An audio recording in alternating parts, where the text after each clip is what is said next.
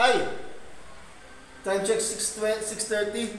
Ito, nag-aaspe pa tayo. Ba tayo tapos, oh. Pero ito, yan, oh. Naka-top coat na yan. Yan. Hanggang dito tayo pwede sa baba pa. Kasi may malikabok. Sayang yung haspe natin. So ito. Oh. Inuna ko yung gabay. Mga kurimaw. Inuna natin yung gabay. Yan, oh. Naka-top coat na yan. Makintab na, no? Kintab, oh. Yung kintab. Sobrang kintab yan. Itong ginamit nito is tubular yan, ha? Tubular.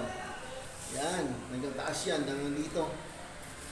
Okay, 6:39 ng gabi.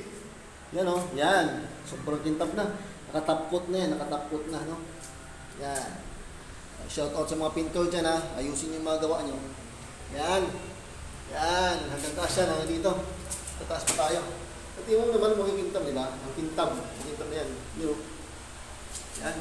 Doon. Hanggang doon. Yan. Hanggang doon, no? Ang kintab niyan, di ba? Ang kintab na, no? Sobrang kintab yan. Yan, ang kintab niyan, no? Ang gamit natin is Hodson.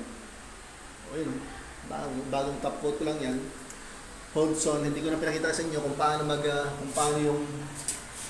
kung paano yung proseso ng paghaspe.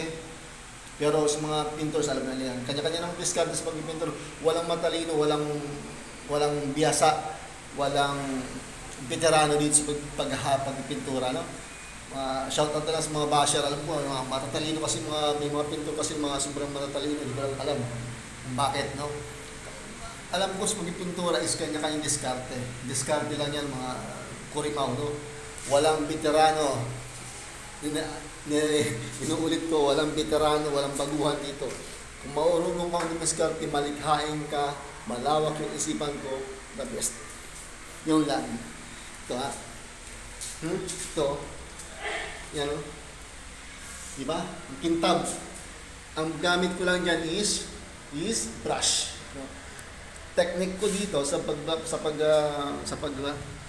paggamit ng brush.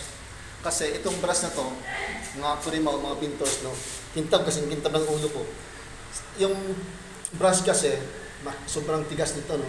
Ang technique ko din, so wala akong cameras, maganda sana kung may camel brush, the best sana. The best sa para sa pagbabarnish.